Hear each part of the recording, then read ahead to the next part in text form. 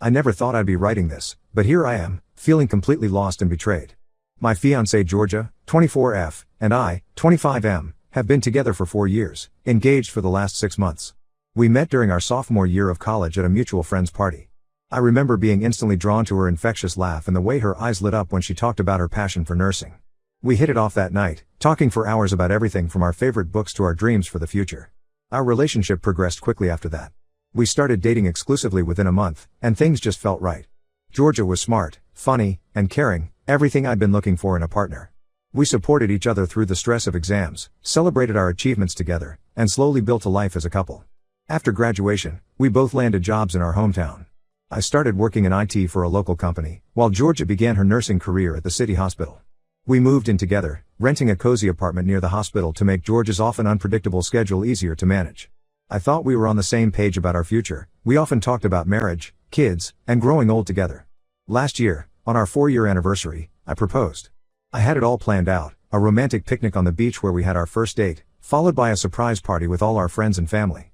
When I got down on one knee and asked Georgia to marry me, her eyes filled with tears and she said yes without hesitation. It was one of the happiest moments of my life. We dove into wedding planning, setting a date for next summer.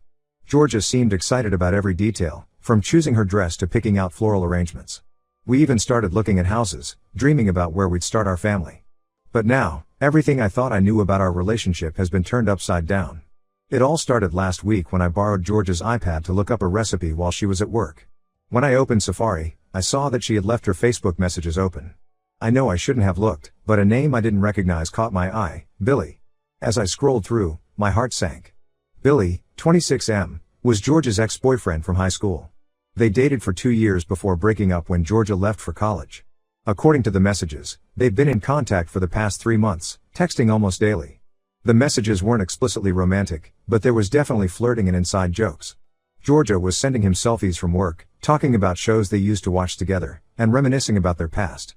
She even complained to him about some of my habits that annoy her, things she's never mentioned to me. What hurt the most was when Billy said I miss what we had and Georgia replied me too sometimes. Things were simpler back then. They made plans to meet up for coffee next week to catch up properly. I felt like I'd been punched in the gut. How could Georgia do this? We were planning our wedding, for crying out loud. I always thought we had an open, honest relationship. We'd even talked about past partners before, and Georgia had said her relationship with Billy ended on good terms but they weren't in contact anymore. Was that a lie? When Georgia got home from her shift, I confronted her about the messages. At first, she tried to downplay it, saying Billy was just a friend and I was overreacting. But when I showed her the specific messages, she broke down crying. Through her tears, Georgia admitted she'd been feeling nostalgic and uncertain about our engagement. She said she loves me but isn't sure if she's ready for marriage. She claims she never meant for things with Billy to go this far, but talking to him made her question if she was really ready to settle down. I was blindsided. We've been talking about marriage for over a year and she seemed so excited when I proposed. Now she says she needs time to figure out what she wants. I asked her to cancel the coffee meetup with Billy, which she reluctantly agreed to. For the past week, things have been incredibly tense between us. Georgia says she wants to work things out, but I don't know if I can trust her anymore. She turned off notifications for Billy's messages, but I have no way of knowing if she's still texting him. I talked to my best friend Mike, 26M, about the situation. Mike and I have been friends since high school, and he's always been my go-to for advice. He thinks I should end things now before we get married and it becomes more complicated. He reminded me of how devastated I was when my college girlfriend cheated on me, and he's worried I'm setting myself up for even more heartbreak. But another friend, Tom, 27M, says all couples go through rough patches and we should try counseling. Tom and his wife went through something similar early in their marriage and came out stronger for it. He thinks if Georgia is willing to cut contact with Billy and work on our relationship, it's worth trying to save. I'm torn about what to do. Part of me wants to fight for our relationship. We've built a life together and I still love her. We have so many shared dreams and plans. Just last month, we were talking about starting a family within the next few years. Georgia would be an amazing mother, and I've always looked forward to raising kids with her. But I'm also furious that she betrayed my trust and lied to me for months. I can't stop thinking about what else she might be hiding. Every time she looks at her phone, I wonder if she's texting Billy. When she works late, I question if she's really at the hospital. We're supposed to put down deposits for our wedding venue and catering next month. I don't know whether to go ahead with it or put everything on hold. Georgia says she wants to stay engaged but needs more time to be sure about marriage. Part of me wonders if she's just trying to keep me as a backup option while she explores things with Billy. I'm worried that if I give her more time, she'll just keep talking to Billy behind my back. But if I end things now, Am I throwing away a 4-year relationship over some text messages? I know she didn't physically cheat, but the emotional betrayal hurts just as much. To complicate things further, we just signed a new 1-year lease on our apartment last month. If we break up, neither of us can afford the rent alone. Most of the furniture is mine, but Georgia doesn't have anywhere else to go right now. Her parents live across the country, and I know she'd be devastated to leave her job at the hospital. I'm losing sleep over this and having trouble focusing at work. I keep replaying our happy moments in my head and wondering if they were all a lie. The way Georgia looked at me when I proposed, the nights we stayed up late planning our future, the support she gave me when I was struggling with work stress last year, was any of it real? Did she ever really want to marry me, or was I just a safe option while she pined for her ex? I love Georgia, and the thought of losing her is painful. But I also know I deserve someone who is sure about me, someone who wouldn't risk our relationship for an old flame. I'm scared of making the wrong choice and regretting it later, whether that's walking away from the love of my life or staying with someone who might always have one foot out the door. Any advice would be appreciated. Should I try to work things out with Georgia? Give her the time she's asking for? Or cut my losses now and move on? How do I even begin to trust her again if we do stay together? Update 1. It's been about 2 weeks since my last post, and I wanted to update you all on what's been happening. First, I want to thank everyone for their advice and support. Reading your comments gave me the courage to confront the situation head on. After my last post, I realized I needed more information before making any decisions. So I sat down with Georgia for a long, honest conversation. I told her I needed complete transparency if we were going to have any chance of moving forward. What I learned was both enlightening and heartbreaking. Georgia admitted that her feelings for Billy had never fully gone away. They dated for 2 years in high school, from sophomore to senior year. They were each other's first love, and Georgia always wondered what if they had tried to make it work long distance when she left for college. Georgia told me more about her history with Billy. They grew up in the same neighborhood and had been friends since elementary school. Their families were close, and they had always imagined ending up together. When they broke up before college, it was more about timing than any problems in their relationship. When Billy reached out on Facebook a few months ago, those old feelings resurfaced. At first, Georgia said she just enjoyed catching up with an old friend. But as they continued talking, she found herself looking forward to his messages and comparing our relationship to what she had with Billy. She swears nothing physical happened between them, but she confessed to meeting Billy for coffee once before I found out, not just planning to. They met at a cafe near the hospital after one of her shifts. Georgia said seeing Billy in person made her realize she wasn't ready for marriage yet and had doubts about our relationship. I asked to see all their messages, which she agreed to after some hesitation. Reading through them was even more painful than I expected. There was more flirting than I initially saw, and they reminisced a lot about their past relationship. Billy had even suggested they give things another try, though Georgia hadn't explicitly agreed. The worst part was finding messages to Georgia's best friend Zoe, 24F, where she expressed doubts about marrying me. She told Zoe she felt trapped and wondered if she was settling. She said she loved me, but wasn't sure if it was enough. That hurt more than anything with Billy. I also learned that Georgia had been having doubts about our relationship for a while, even before Billy reached out. She said the pressure of wedding planning and the reality of committing to forever had made her question if she was really ready. But instead of talking to me about it, she turned to her ex. After our conversation, I decided I needed some space to process everything. I packed a bag and went to stay with my brother for a few days.